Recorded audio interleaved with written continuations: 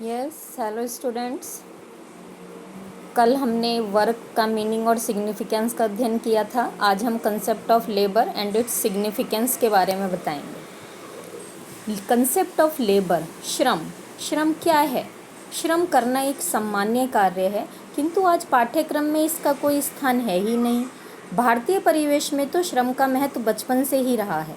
बच्चे अनेक तरह के घरेलू कार्यों में अपने माता पिता का सहयोग करते थे, किंतु आज के समय में स्कूल का कार्यक्रम पूरी तरह से पाठ्य वस्तु केंद्रित होने के कारण श्रम केवल व्यक्तिगत अभिरुचि तक ही सीमित रह गया है।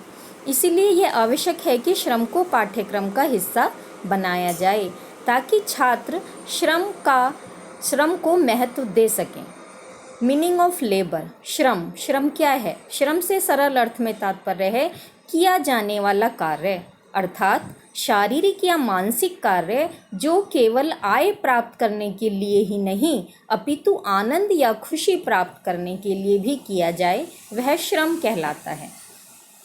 S.E. थॉमस ने भी लिखा है, श्रम शरीर या मन के सभी मानवीय प्रयासों को दर्शाता है, अर्थात जो भी हम कार्य करते हैं, चाहे वो फिजिकल वर्क हो चाहे मेंटल वर्क हो, वो सभी श्रम कहलाता है।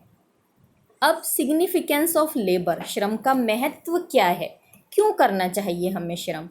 बच्चों को सामाजिक व आर्थिक वास्तविकताओं से परिचित कराता है।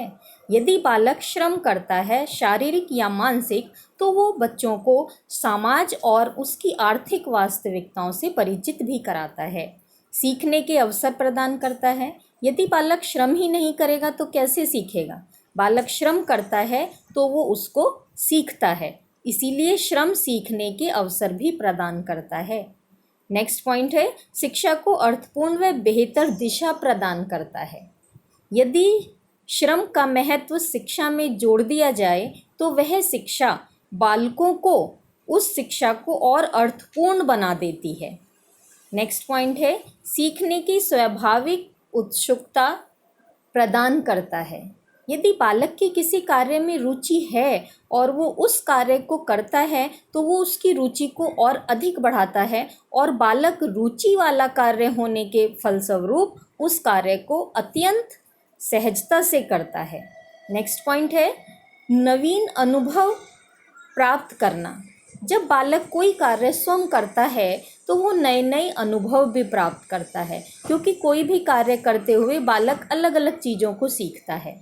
विद्यालय की प्रभावशीलता, बालक जब विद्यालय में श्रम का महत्व समझता है, कार्य करता है, अपना जीविकोपार्जन में भी सहयोग कर पाता है, तो उससे विद्यालय की प्रभावशीलता बढ़ती है कि उस विद्यालय ने बालक को कितना सिखाया है। छात्रों में सहयोग, सेवा, आत्मनियंत्रण, कर्तव्यबोध, उद्यमशीलता आदि गुणों का भी विकास होता है। यदि बालक को श्रम का महत्व समझाया जाए और बालक अपनी रुचि के अनुसार कोई कार्य करे तो उससे बालकों में सहयोग, साथ मिलकर कार्य करना, श्रम के महत्व को समझना, सेवा की भावना, आत्मनियंत्रण, कर्तव्यबोध, समानता के प्रति संवेदनशीलता, भाईचारा की भावना, एक साथ मिलजुल कर कार्य करने की भावना आदि गुणों का विकास होता है। नेक्स्ट है वर्क एंड लिवलीहुड, कार्य एवं जीविका। क्या है ये? अर्थात जीविका का शाब्दिक अर्थ होता है ऐसा व्यवसाय जिसके द्वारा जीवन में आगे बढ़ने एवं उन्नति के अवसर प्राप्त करने में सहायता करे। जीविका का चुनाव जीवन का महत्वपूर्ण पक्ष है। अपनी योग्यता के अनुसार व्यवसाय का चुनाव बालक को करना चाहिए, क्योंकि कार्य हमारे जीवन को प्रभावित करता है। बालक ने जो भी कार्य चुना, यदि उसको मन लगाकर और अपनी रुचि के अनुसार नहीं किया, अच्छे से अच्छा आउटपुट नहीं दिया, तो वो उस कार्य को भली भांति नहीं कर पाता। किंतु वर्तमान समय में यह आवश्यकता बन गई है कि ऐसे स्कूल खोले जाएं जो किताबी ज्ञान के साथ साथ विभिन्न कौशलों का भी विकास करें।